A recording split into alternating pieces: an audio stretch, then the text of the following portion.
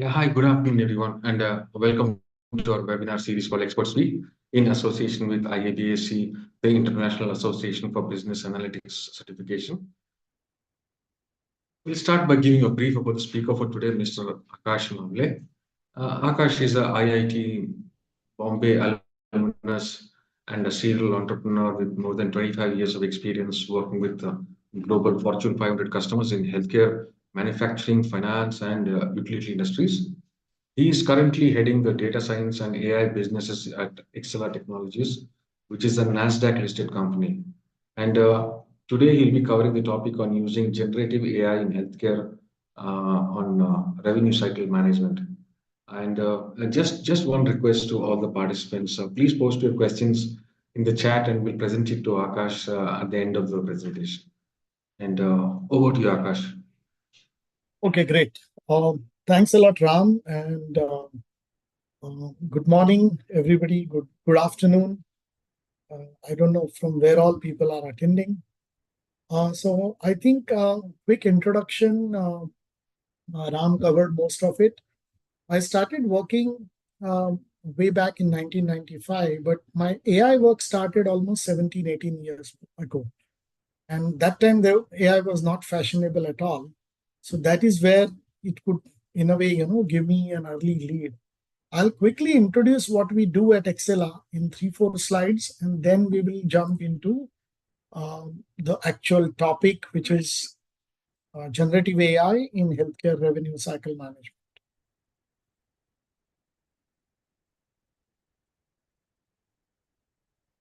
So this is a quick overview. Excella is a global company, NASDAQ listed. We work in several verticals. We have more than 4,000 customers. 60 plus out of them are Fortune 100. Globally, we have more than 16,000 people. I'll not read out everyone. Just to set the context, I'm covering this slide. In terms of healthcare, we are one of the largest healthcare claim processors. We work with all top 5 payers, including Department of Veteran Affairs in US, more than 200 healthcare facilities. There are other verticals we work. This is our geographical spread globally. Get into it. Some of these are our products. These are some of our analyst validations. Let me now jump into the topic. Now, before I get into healthcare, I thought, what is really happening with generative AI across the industries? So these are very high-level use cases across industries. Start from public website navigation, to product catalogs, to question answering, to BPA, and so on. Next one. We are now jumping directly into the healthcare piece, which we are talking about. So very high level, this is how American healthcare system ecosystem works. So you have member or somebody who draws out the healthcare policy or medical insurance.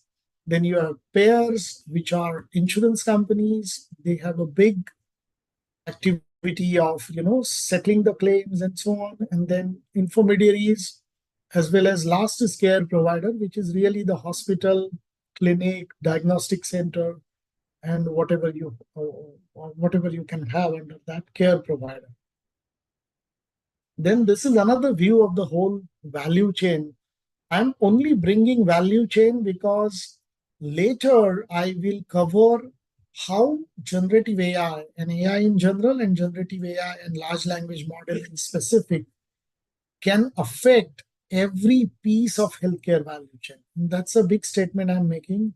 So it starts with claims administration, which starts with adjudication, processing, complaints and appeals, member management, provider management, care management. There is a whole lot of healthcare intelligence. A lot of these are still vertical, and then there are a lot of horizontal business processes like customer engagement, human resource, procurement, finance, payroll, and so on. And below that, you also have horizontal IT processes, ADM, digital, infra, IT help desk, and so on.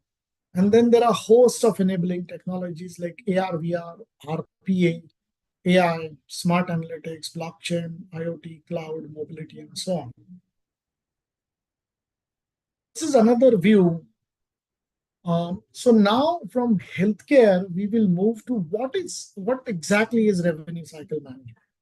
So generally, revenue cycle management relates to how a hospital or a care provider tries to get their money back from insurance companies post encounter with the healthcare folks. So I think those are really the valuable things. So you start with verification and registration. That's the first step of healthcare revenue cycle management, then consultation and treatment plan. Then comes the medical coding. I will cover medical coding in one of the GenAI slides. Then basically billing, whether patient contributes or insurance company pays. Then basically review of those codes, then claim documentation. Then there is a claim adjudication process. And then if there is a claim denial, how do you do denial management and recon? And finally, you do payment provider.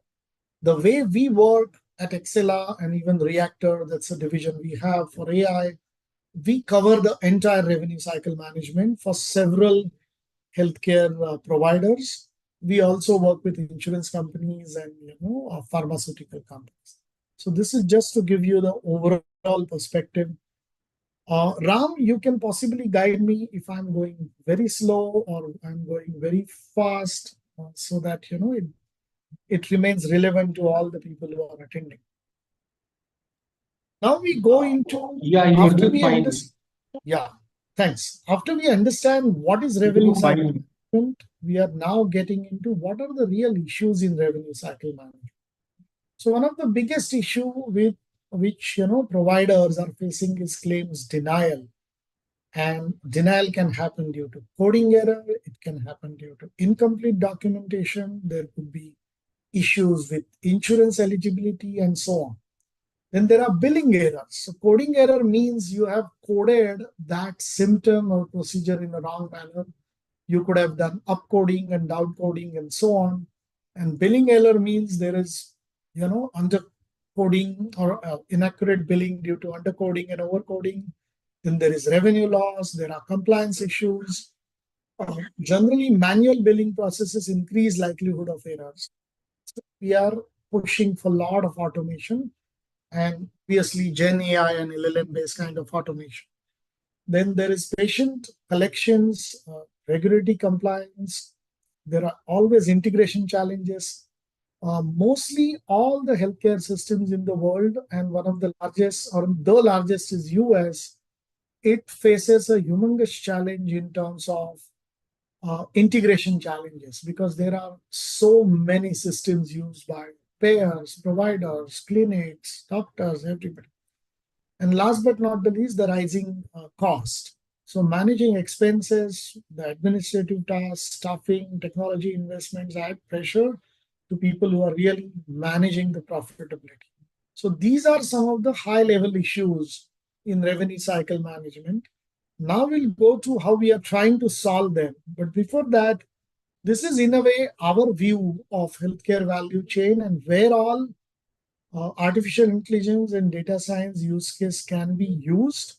So you start with patient encounter, then you move to medical records, then you move to medical coding, then you move to medical billing, then you move to medical revenue integrity, and then payment collections. So if you look at patient encounter, these are the use cases where AI can be used. So you can have AI-driven treatment recommendation. You can do radio and image analysis. You can do natural language processing for medical notes. You can build virtual healthcare assistants. You can do predictive analytics. There is something called as genomic analysis that was always happening, but now you can do it through AI. You can do remote monitoring. You can also carry out data-driven research. So that covers the patient encounter part. Once patient encounter happens, then comes medical records. Now, medical records are really the heart of every system. if you go to any hospital anywhere in the world, the way they capture medical records, it can have PACS integration, it can have the entire patient physician encounter captured in a medical record. How do you do automated data entry for that? How do you ensure that there is data quality and cleaning? There is always a scope to do natural language processing. So you just dictate the medical notes and then system converts them into medical records. Then there is record classification. You can also work on building AI using anomaly detection. Again, in medical records also, you can do host of predictive analytics. Then there is intelligent data retrieval. There is always scope for personalized medicine, clinical trial matching. You can do automated reporting for clinical trials. And obviously, you can do a longitudinal patient profiling. So that covers the medical recording.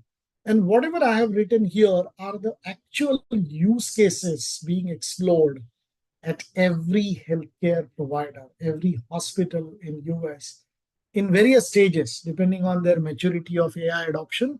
They are in various stages of using all these use cases.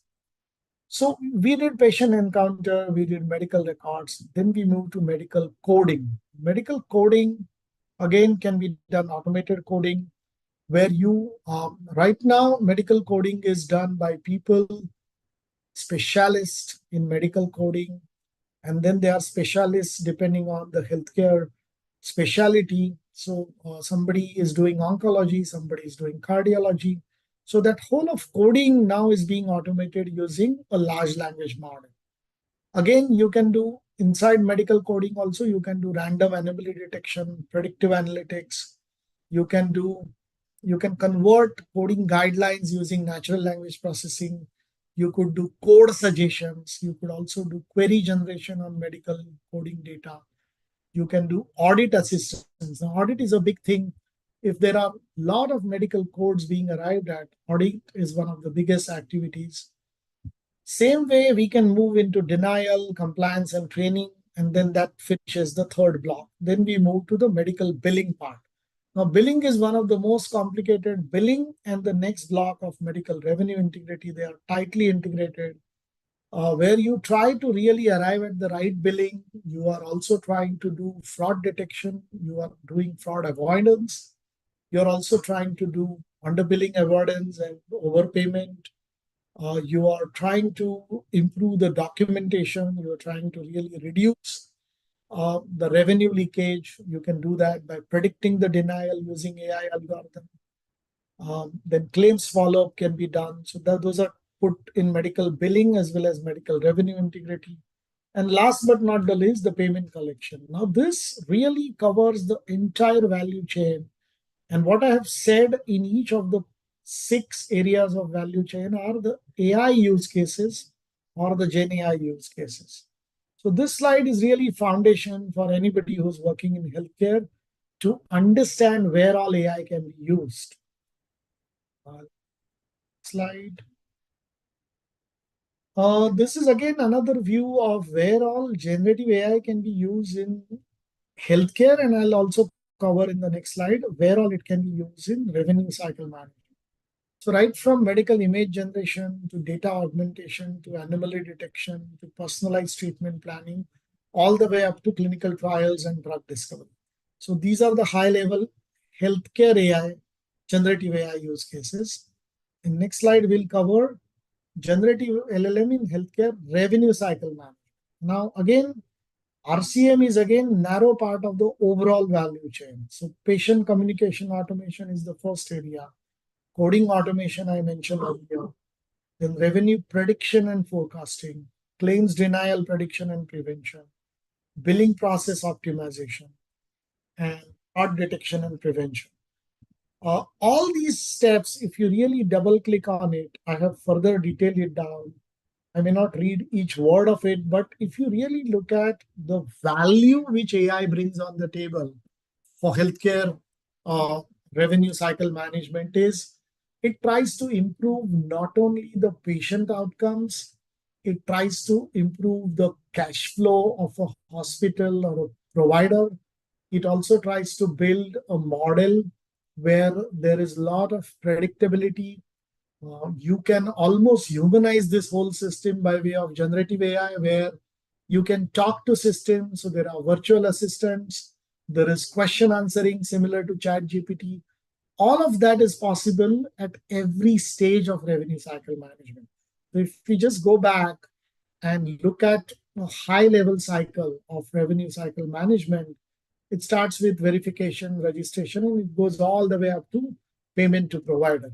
Every piece of this cycle or a component. So this is our view where we bifurcate at Excella, the way we bifurcate in 6 areas of the whole healthcare value chain. Or you can even look at this kind of concept where you start with patient communication automation and you go all the way up to patient financial counseling. All of that can be enabled and reimagined. And I again say, this is not marginal use of generative AI. This is reimagining the whole healthcare revenue cycle management using generative AI, which is leveraging at the heart of it is the large language model we build for every phase of healthcare revenue cycle management. You need to tell me, if I'm going slow, fast. That will set because I have huge amount of slides. I try to cover what is relevant to the present set of attendees. This is another quick history about why generative AI is relevant. The history started from 1950s when some of the foundation models were built at MIT by people like Marvin Minsky. Then statistical language modeling came from 1990s to 2000. Then generative adversarial network came in 2014. So there is a seminal by Ian Goodfellow. Anybody who wants to know more should go through that paper. Then rise of deep learning and transformer happened sometime in 2010. And then LLM started in 2018, all the way up to your Chat GPT, Google Gemini, and Facebook Llama. All of this is really helping every industry. This is another view. This is Google view of the. I may not cover each one of them, but Google also started early. Google created BERT, and BERT had that transformer architecture. And that is the foundation of the present day LLM and generative AI. This is another view of what we do here at Excella or Reactor, which is division of Excella in AI consulting. So we start with assessment and goal setting, then we do data strategy, then we move into finalizing use case, then delivering use case. This is what we do with hospitals, care providers, insurance companies everywhere right now.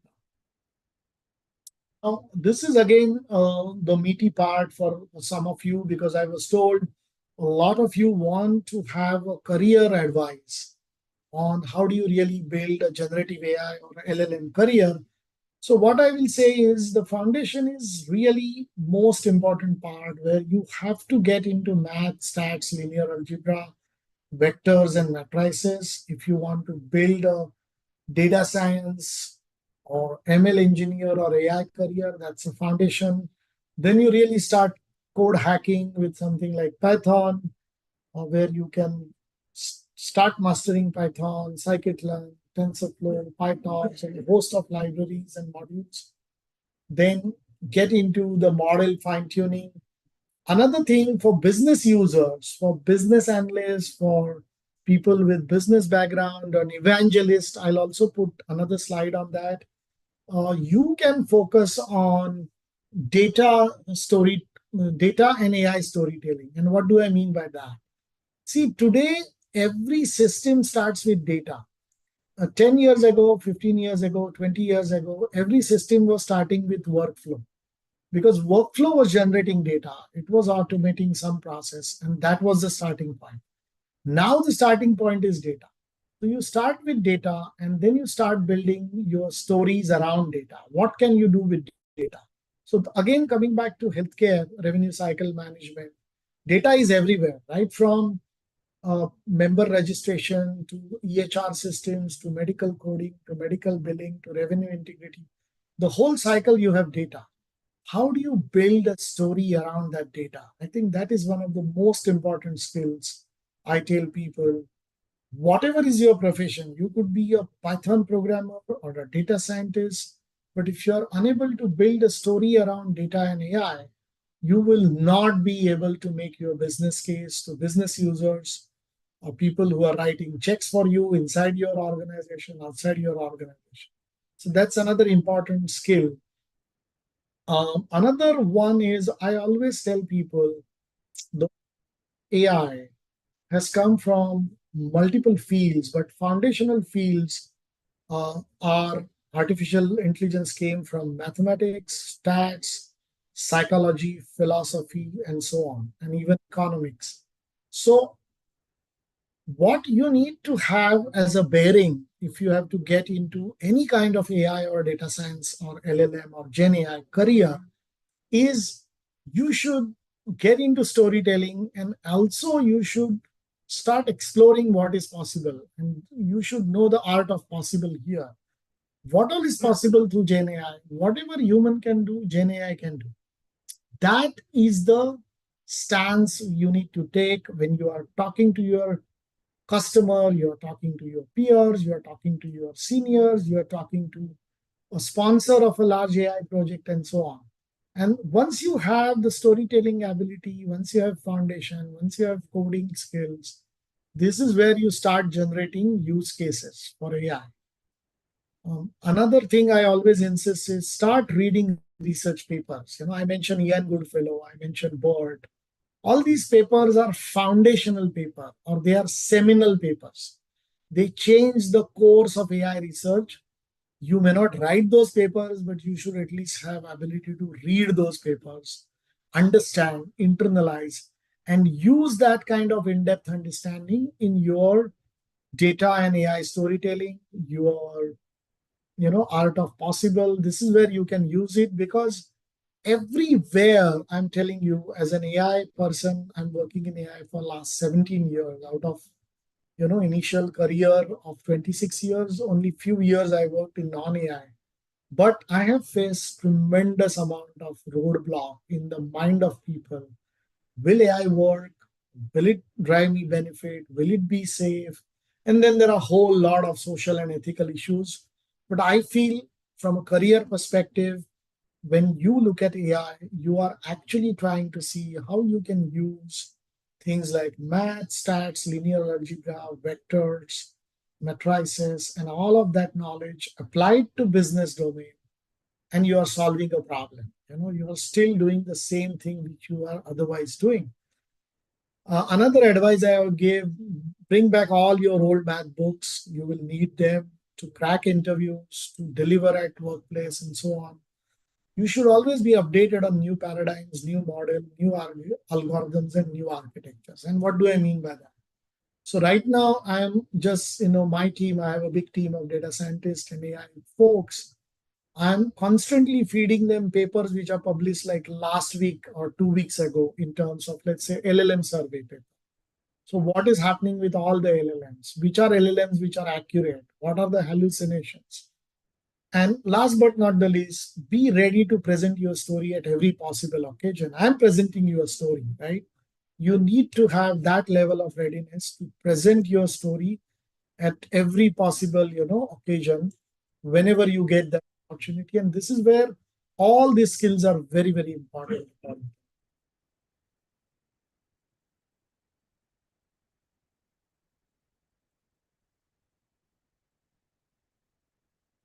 Okay. This is another slide in terms of what are the careers, in science, AI, or generative AI. Obviously, you start with data scientists. This is popularized by Harvard, McKinsey, saying, it's one of the best jobs. Now it is coming into the maturity cycle where people are realizing what data scientists can do, what they cannot do. According to me, this is one of the strongest career path. I myself started data scientist, then moved to principal data scientist, and now I'm BU head uh, for data science and AI. But this career is again research and programming intensive. You have a chance to grow into chief data scientist. Then you have data engineer, which is still good old ETL, but transform from all the data. It again has strong career possibility. Another career is you could be business analyst, and this is where your storytelling, your ability to look at a business problem and apply artificial intelligence or generative AI techniques. So again, it will have strong use case flavor. It will also have a domain play where you should have good bearing on the domain and process understanding, as well as problems in any domain. Let's say you are doing healthcare. Fourth one is data science project manager. Again, managing data scientists. This also has a strong career path. But let's imagine if managing pure programmers, non-AI, non-ML, was very hard, then managing data science is extremely hard, because you will not know what they are doing. So you are up to speed in terms of how a regression algorithm works, how LLM works, what is fine tuning in LLM, what are the things involved in building an LLM, what is model building, what are the foundation models, what it takes, what is the cost of training and fine tuning a model. All of that are the attributes, according to me, for data science project manager. Another thing which has come a big way is people who are data scientists or data science or AI evangelists. Now, these are really folks who have 15, 20 plus years of experience. They are coming from business side. They would have headed P&L. They would bring a strong domain play in their conversation. But again, they should also have strong data story and AI storytelling capabilities. So that's another, career path or a role. Last but not the least is prompt engineer. You know that LLM generally involves building prompts. Now, prompt engineering is again a combination of some amount of BS skill, but immediately after initial BS skill, it jumps into getting deeper into writing the Python code to define prompts. So that possibly covers everything I wanted. This is one of the architectures, but that possibly covers everything I wanted in this conversation. I don't know how far we are in terms of time. Yeah, we are close to 30 minutes. What I'll do is I'll go back a little, go to some of my busy slides and bring out some more flavors. So now, since we are talking healthcare, one of the most busiest slide I have is this. So if you really look at from a perspective of value chain, imagine you want to apply generative AI to other domains like manufacturing, telecom, banking. Similarly, you will create a value chain map and then try to look at which are the areas where AI will have impact. Okay, so I'll give you one example. So take, for example, medical coding. Medical coding is very, very old field, and it is people intensive. And sometimes it is prone to a lot of error. And then it takes a lot of energy to build a process which will deliver predictable results on medical coding. So medical coding becomes very critical, application area for generative AI and large language model. Same is true with medical billing because it involves money. How do you avoid underbilling? How do you collect money? So all these are important factors from a domain perspective. And then how do you leverage using generative AI? That is the real challenge. So broadly, I'm kind of done. I just took 30 minutes, so we will have more time for question answer. I see a lot of question answer coming in. So Ram, over to you. I normally have only 15 slides. My entire deck is 182 slides. But I will stop at this stage and then start taking any questions. Sure, Akash. Let me see what questions are now. We have one attendee asking what considerations need to be taken into account regarding data privacy and security Right. while implementing Gen AI on especially healthcare data, which is supposed to very, very, I think this is the most valid question. This is also the most likely question which comes from CISOs or CIOs whenever we work with hospital. So one of the main thing is when you are going to even hospitals or healthcare customers or even legal industry where we work extensively, mostly you are then working with giving a model which is on premise. Then you cannot use a model because then it breaks the entire data privacy laws, the healthcare portability HIPAA Act, then the data privacy. So most of the times you will build a model on premise or in their own geofence cloud. So nowadays, the security at every cloud like AWS, Azure, and GCP is very high. And the way they manage their VPC, firewall, and all of that, it is as good as they having that infrastructure geofence for their own application. So be it on-prem, which is strictly on-prem, or on a private cloud, or a geofence cloud. This is where you are actually implementing an LLM. So this is where data privacy is in a way handled where you are not pulling data out of, let's say, healthcare claims or a healthcare bill or healthcare coding data and putting into some online model. So that is where you are addressing the data and privacy issues. Hopefully, I have answered that. But if there are more questions on this line, I can take it. Yeah. Just a question from my side itself, Sure. Akash. Like you said that solutions have to be like the models have to be developed on premise Yeah. when it comes to the healthcare sector because data Yeah. privacy is a very fragile issue there. Correct. Like there seems to be a little bit of a gap where healthcare firms they expect a lot of hand holding from the when they're trying to label data which are Yeah. like which they've gathered over maybe 2 decades of time of their healthcare records Yeah. and there are many records where they have personal details like your phone and your address and which Yeah. are not actually needed to Correct. create the Correct. model. So what has So happened is before AI, all these PII de-identification and all of that, DDoP and redaction is already there. Okay, this is pre-AI. So even if I was doing, let's say, 5 years ago, before generative AI, or even 3 years ago, if I was doing simple AI, healthcare or hospital reporting, I was still doing, a de-identifying of a medical record, removing the PIIs, the social security number, the name of the person, the date of birth, and so on. So all those practices will have to be continued, while doing generative AI on healthcare data. okay. So there's another attendee asking, can Gen AI assist in identifying and addressing revenue leakage or fraud? Correct, correct.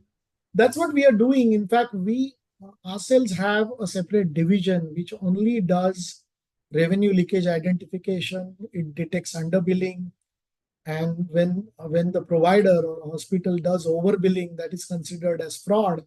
So what we do is we have created detection algorithms as well as we predict.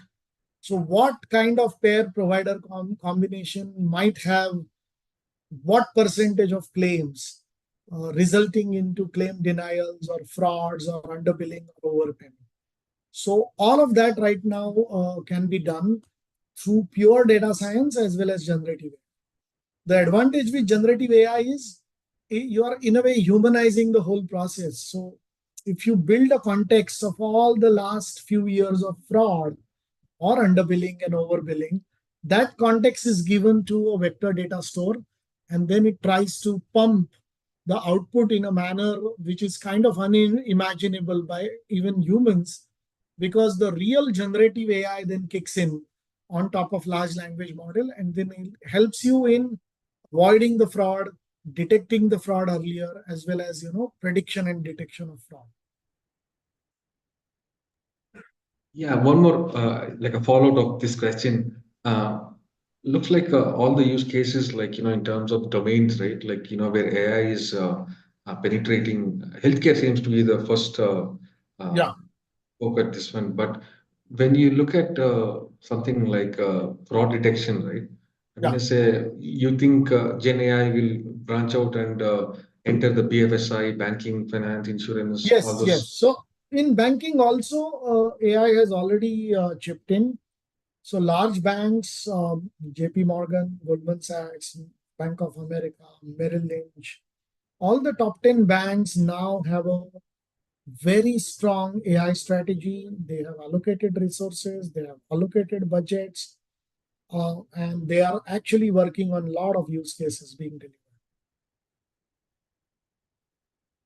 Thanks, Akash. We have Mohit and Ashok Jan Bandhu asking, what is the procedure of building healthcare technology organization, and what will be the early funding needs, and what kind of staff do we start hiring at the beginning? It looks like we have a startup entrepreneur in our, in our Yeah, webinar. no, that's good. That's good.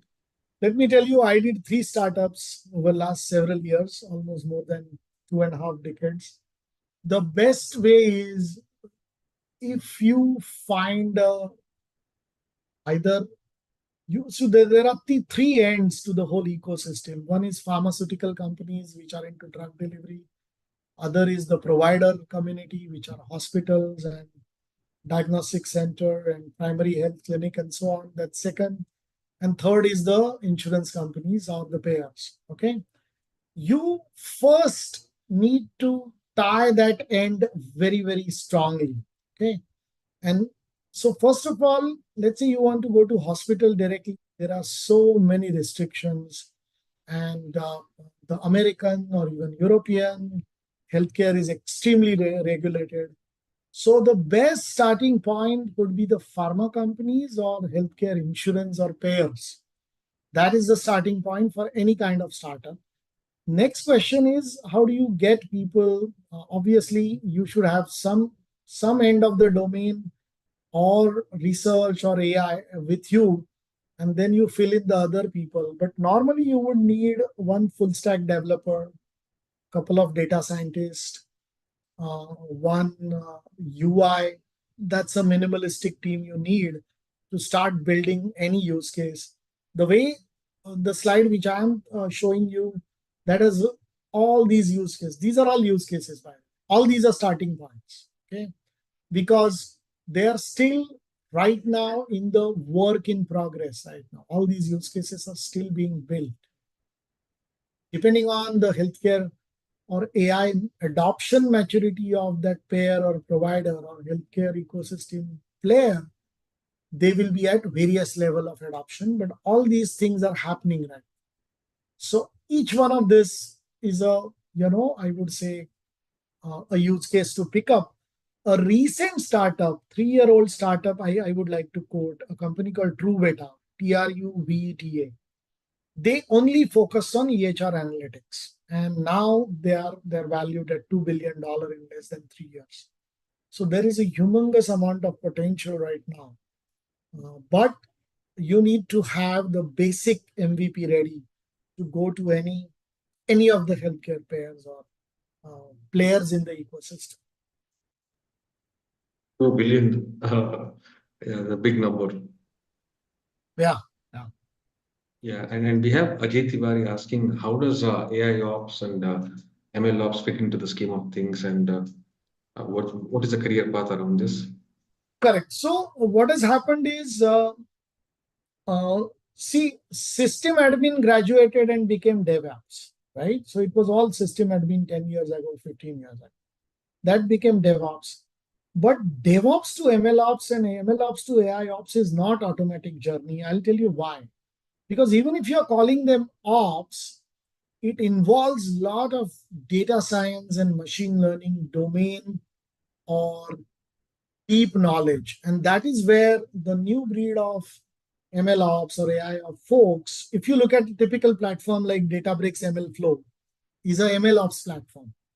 That is not a very complex platform to understand. So in a way, according to me, ML ops and AI ops can become an add-on to an existing DevOps person.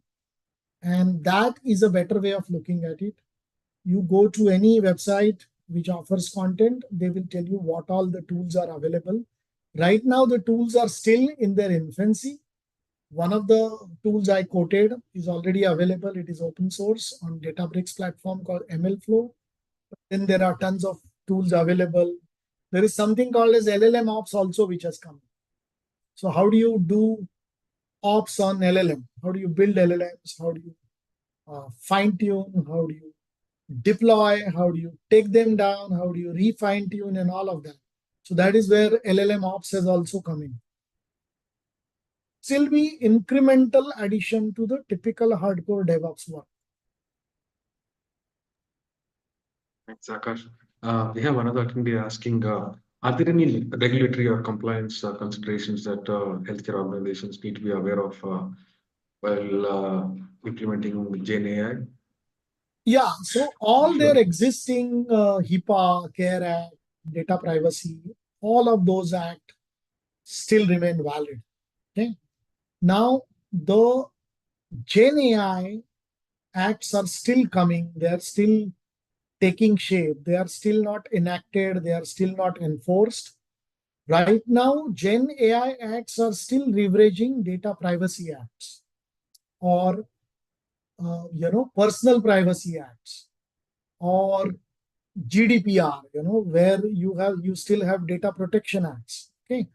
But what will happen is very soon there will be acts in terms of how to use Gen AI and LLM, how to deploy them, how to phase them out. So there'll be a life cycle around which some of the Gen AI specific acts will come. But even the existing laws of data privacy, data protection, GDPR, HIPAA, HL7, all these acts are still valid and they still are ruling right now the healthcare world from an AI perspective. Akash, I think like Europe is taking the cue in like with the NIST framework. Yeah, Like yes, they could become the norms like going forward for correct. for By the that. way, Europe is always ahead on the Personal Privacy and Data Privacy Act. They are extremely active also in catching the companies like Google, Amazon, and from time to time they keep on Yeah, charging them big penalties for GDPR, data privacy, and so on. And I think that will continue for a while. correct. Um, See, a we lot have of new questions. yeah. Uh, just a moment.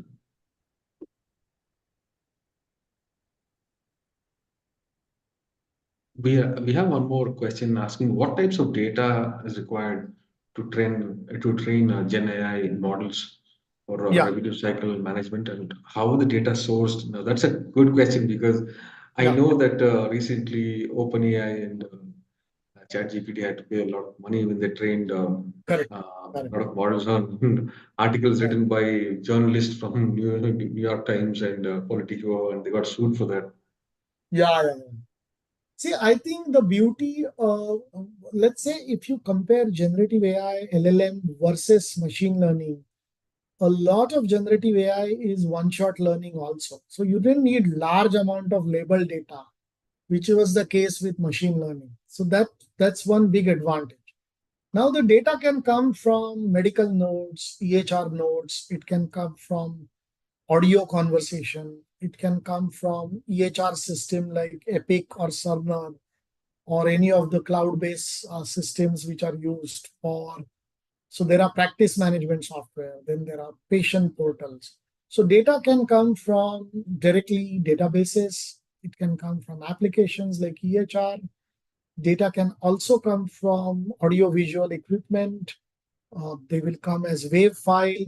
Wherever the data is coming, I think we still, the multimodal part of generative AI model will really help you a lot in building that. From that data, some meaningful model. The best part is uh, what has happened with New York Times OpenAI is totally different because OpenAI is in a way, if you really follow the AI research, all these what OpenAI has done by way of ChatGPT, this area was known as open domain question answering. So if you pull out any 15-year-old research paper, It was known as open domain question answering. The problem with open domain question answering is you necessarily pull data from newspapers, Wikipedia, then Common Crawl, or some book repository. And that is where you necessarily get into all the copyright and other issues. Okay. But I'll give you another perspective. You look at company like TrueBeta or even us. We work directly with hospitals. So we have a signed agreement with hospital that for your purpose, we will be using that data, following all the rules of data privacy, HIPAA, HL7, and so on. Okay. And this is where that ability to convince customer is more important than the technical solution. There are technical solutions. So even if I pick up a large language model like GPT 3.5 or Gemini, and I only do fine tuning and I don't do calls to that model, if my fine tuning is on-prem, it is still a secured way of using it. So those are some of the ways where you go deeper into architecture and then try and address the data privacy. Yeah, which is what actually one of participants, Xavier Oluku, is asking, how can this AI be implemented in hospital management system? It is And being implemented with law firms. It is being implemented in contract management. So my earlier stint was with a company called Icertis, and we were doing track management for Apple, for Boeing, for Infosys. Contracts are the heart of in terms of the privacy. I mean, they are as good as the foundation of any business. So they are key, but they are still now available on cloud for any cloud service provider. It's a question of, let's say 10 years ago, people started doubting, who will put sales data on cloud? And then Salesforce happened, and now everybody puts sales data on cloud. It has opportunities, it has inquiries, it has conversations, it has everything. It's a question of people doing some leap of faith. But again, I will also put a word of caution. All the privacy laws, you have to comply them and then start building them, howsoever hard it is. And that's where I will throw some light on the whole field of synthetic data. So what happens in synthetic data is you don't have real life data. Okay. So we are working with Johns Hopkins University, which is one of the largest in biomedical. And they have created 160 centers globally where they actually collect data. So there is one in India with a Pune-based college called BJ Medical. And so it's a BJ Medical, JHU together. But they have all those agreements in place in terms of what data can be shared, how data can be shared, how it can be used to train. So these are all watertight agreements. If you do that, then you are safe. yeah, I mean, yeah, it's important what you just said, right? Because with so many people, like right now, yeah, there's a lot of hype around saying data is the new oil, and Yeah.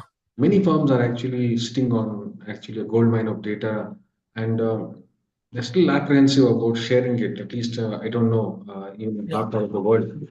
So I was just wondering, like, like how you mentioned Salesforce, that, people have got over sharing data over the cloud. Do 15 you think years. people It will get has, out of that bubble? yeah. So what is going to happen is, see, data there, I mean, in fact, I'm working with few research labs, and at a company level, we are collaborating with few research labs where they are working on next generation data masking and data privacy technologies for AI. Once these are still technologies in the making because they have to comply to all the laws. Once that happens, then a data scientist and AI engineer will be far more less worried about all these issues, because then it will become a gold standard like any other thing. Today, nobody doubts that if you are putting your business systems on AWS, nobody doubts that AWS will share data with somebody else. Okay. Same is true with Salesforce. Same is true with Workday. You are putting your HR systems online, right? So what happens is it's a leap of faith, as a I would say threshold of a community starts believing that nothing will happen, and that's how it works. But obviously, what New York Times has done to OpenAI is OpenAI obviously has used their entire data or news articles to train their models. So that's not going to, that's, according to me, that's clear violation, right? Yeah, but Politico and the other guys had they accepted compensations instead of getting sued. Correct. Correct. Because nobody wants to get into that long, litigation timelines. Yeah, we'll take up one last question, Kash. Sure.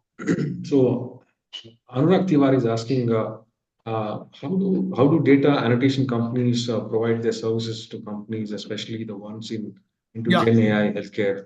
Correct. Correct. Correct. No, this is very interesting. We have used extensive law, legal, paralegal companies to annotate data. Let's say you want to label data, and you are doing not doing LLM in that sense. You are doing classical machine learning. And imagine you are, let's say, annotating contract data. So all of those, that's a big market. So at some point, we used to employ like 200 people from 2 agencies just to annotate large amount of contracts. Same will happen in healthcare. Same will happen in banking. So according to me, that's very, very interesting field. If you have to create a data annotators, set of prompt engineers, and this is where there is a direct startup business opportunity where you say, here is our domain, and we can do data annotation, data labeling, prompt engineering. These are, in a way, slightly low-end activities, but these are volume activities.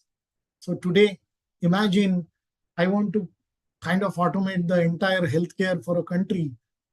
There is so much data available at a country's level healthcare system perspective.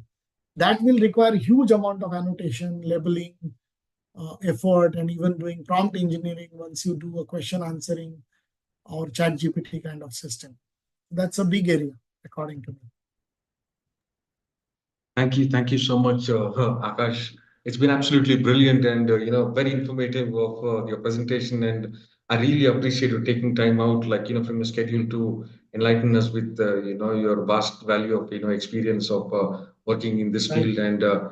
and to all the participants, like join us at IABSC to become authorized training partner and to enhance your educational portfolio by gaining exclusive access to our vast resources. And to affirm your commitment in providing top-tier professional training programs. And visit iabc.org for more information. And we'll keep you all posted on upcoming events by email and across all our social media channels. And looking forward to connecting with you all soon. And one last thing, like to all the participants, like please enter the Google form attached in the chat if you want to receive any participant, certificates and. Thank you for attending today's session, and everybody have a nice day. Thanks a lot, everybody. Thank you. Bye.